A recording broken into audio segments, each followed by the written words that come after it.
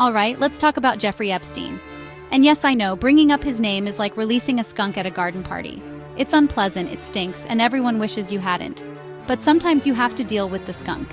Epstein was a fantastically wealthy financier who managed to cultivate an aura of mystery and an absolutely terrifying Rolodex of powerful friends.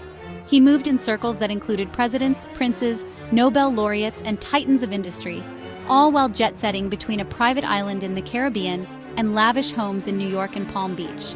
It was, by all accounts, a life of extreme privilege and access. The problem, and this is putting it as mildly as humanly possible, is that this life was built on a foundation of horrific crimes. Epstein was a convicted sex offender who, for decades, was accused of trafficking and abusing countless underage girls. He used his immense wealth and powerful connections to create a sophisticated network that enabled his predatory behavior, allegedly with the help of associates like Ghislaine Maxwell. His first brush with the law in Florida resulted in a plea deal so shockingly lenient it was later declared illegal, allowing him to continue his activities largely unchecked for another decade. A true testament to the magic of having good lawyers and even better connections. His story came to a grim and controversial end in 2019 when he was arrested on federal sex trafficking charges and subsequently found dead in his Manhattan jail cell. His death was officially ruled a suicide, but given the sheer number of powerful people his testimony could have implicated, that explanation has been met with the kind of widespread public skepticism usually reserved for diet soda ads. The questions surrounding his life, his crimes, and especially the people he associated with did not die with him. In fact, they only grew louder, more urgent, and far more complicated for everyone involved. This is why, even today, on July 15, 2025, we are still talking about him. His case isn't just about the monstrous actions of one man, it's about the systems of power, wealth, and influence that allowed him to operate with impunity for so long. It's a story that forces us to ask deeply uncomfortable questions about the people at the very top of our society. It's a story about who gets justice and who gets a get-out-of-jail-free card. And at the heart of that ongoing story lies a trove of documents, a collection of secrets that many people, for many different reasons, either desperately want to see the light of day or wish would stay buried forever. So, when people start yelling about the Epstein files, what are they actually talking about? It sounds like something out of a spy movie, doesn't it? A single leather-bound book with a skull on it, locked in a vault. The reality is a bit more mundane, but infinitely more significant. The files aren't one thing. They are a sprawling, messy collection of documents from various legal proceedings, most notably the defamation lawsuit Ghislaine Maxwell brought against accuser Virginia Giuffre.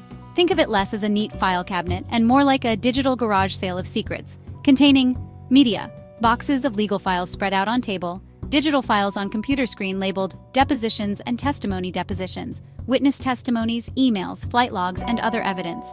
These documents are the holy grail for those seeking answers because they contain names, lots and lots of names. We're talking about a list of individuals connected to Epstein in some capacity, people who flew on his private jet, visited his island, or were mentioned by witnesses.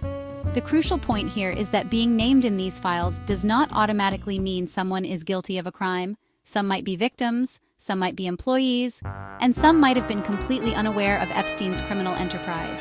But, and this is a big but, some of them are also alleged to be co-conspirators or clients. The reason we're even having this debate is that for years, many of these documents were sealed under court order. Lawyers argued that releasing them would violate the privacy of individuals who hadn't been charged with anything.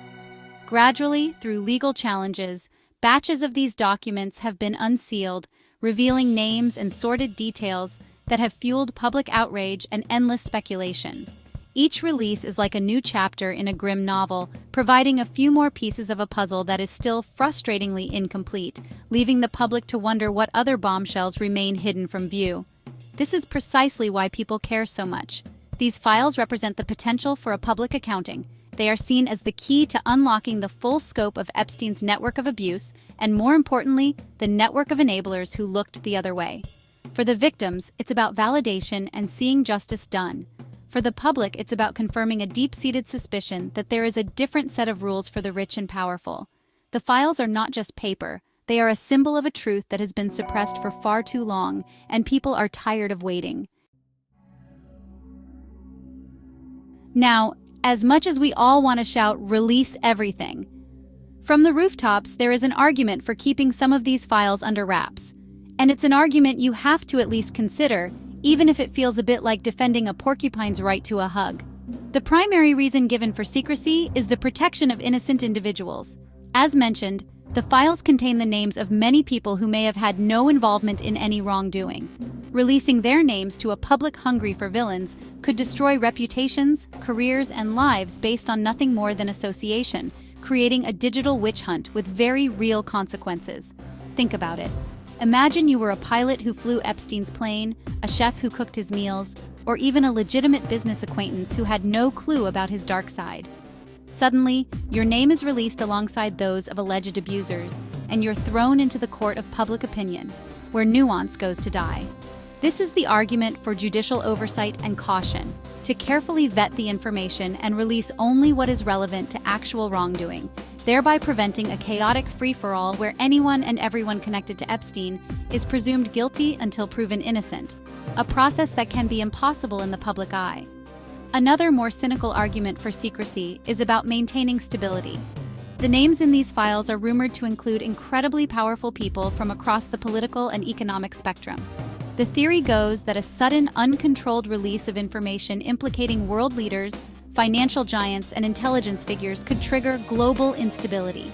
It could cause markets to crash, governments to fall, and public trust in all institutions to completely evaporate.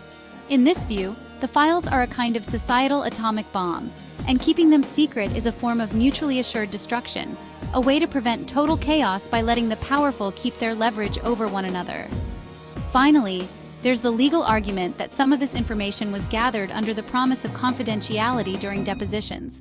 Breaking that promise could undermine the legal system itself, making witnesses in future cases hesitant to come forward if they fear their testimony will be blasted across the internet. While these arguments for secrecy often sound like excuses to protect the guilty, and let's be honest, they very often are, they tap into legitimate concerns about privacy, due process, and social order. The question is whether these concerns outweigh the public's right to know and the victim's right to justice. On the other side of this debate is a very simple, very powerful idea. Sunlight is the best disinfectant. The argument for making the Epstein files public rests on the fundamental principles of justice, accountability, and transparency. For the survivors of Epstein's abuse, seeing the names of those who participated in, enabled, or ignored their suffering is not about revenge, it's about acknowledgement. It is the first step toward justice in a system that failed them at every turn, a public declaration that what happened to them was real, and that the people involved cannot hide in the shadows forever. Beyond individual justice, there is the issue of public trust, which, let's face it, is currently hovering somewhere between a politician's promise and a free trial offer. Keeping these files secret only reinforces the pervasive belief that the elite are above the law. Releasing them, however painful, would send a clear message that no one, regardless of their wealth or status, is immune from accountability. It would be a radical act of transparency, a way to begin rebuilding the shattered trust between the public and the institutions, legal, political, and financial, that are supposed to serve them. This call for exposure is also about prevention. How many more Epstein-like figures are out there, operating with impunity because they know their powerful friends will protect them, and the system will look the other way? Exposing the full network around Epstein would act as a massive deterrent. It would show the powerful that their secrets are not safe, and that enabling such monstrous behavior will eventually have consequences.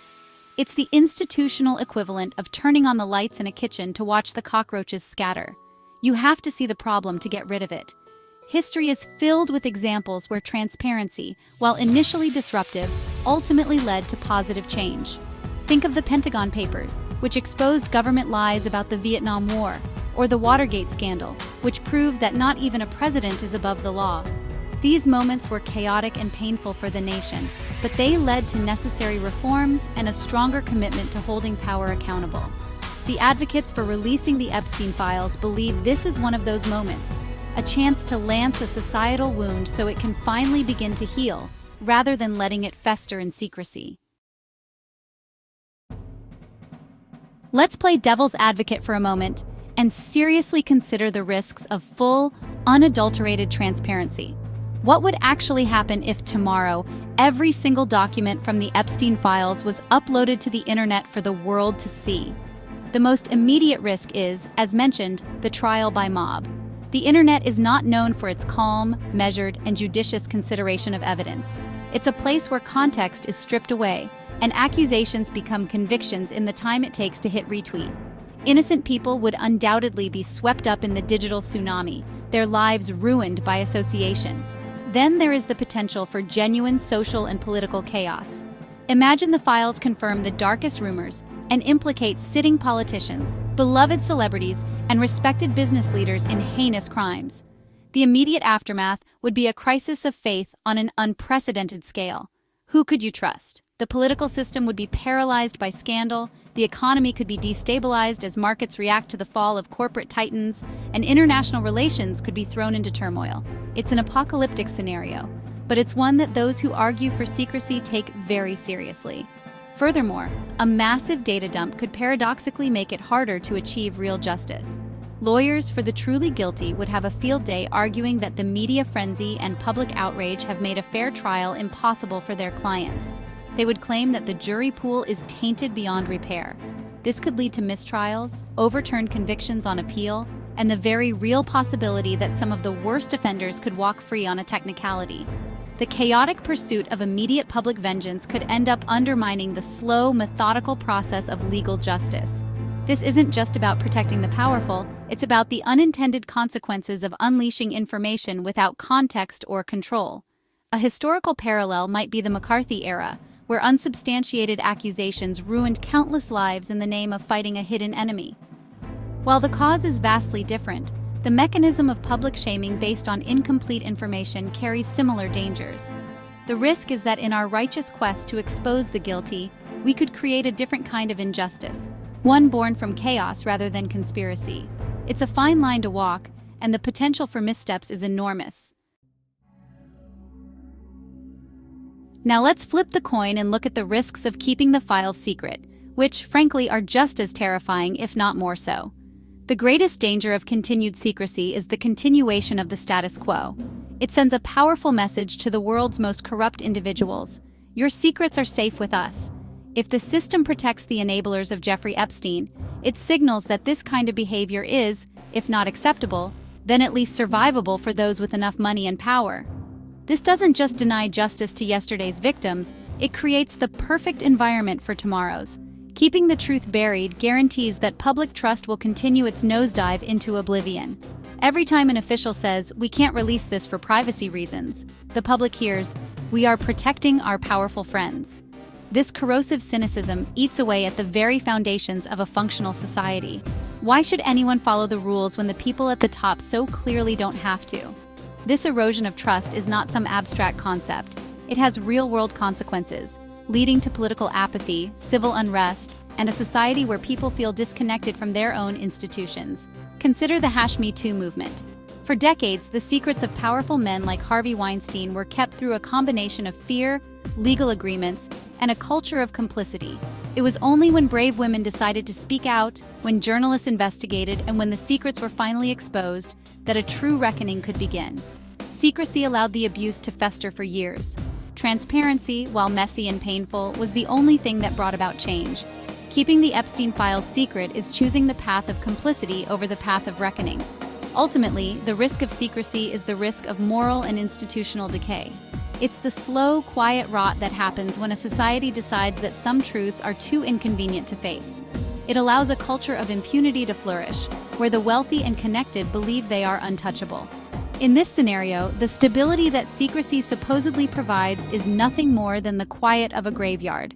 It's the absence of conflict because justice has already been killed and buried. The price of that kind of peace is far too high. So here we are, stuck between a rock and a hard place. On one hand, releasing the Epstein files could unleash chaos, ruin innocent lives, and potentially allow the guilty to escape justice on technicalities. On the other hand, keeping them secret guarantees that the rot of corruption will continue to spread, that public trust will be utterly destroyed, and that the victims will never see a full accounting of the truth. It feels like a choice between a sudden violent storm and a slow, creeping poison. Neither option is perfect, but they are not equally valid. The arguments for secrecy, while touching on legitimate concerns about due process and mob justice, ultimately serve the interests of the powerful. They prioritize a fragile, artificial stability over the messy, difficult, but necessary work of confronting the truth. The chaos that might ensue from transparency is a symptom of the disease, not the disease itself.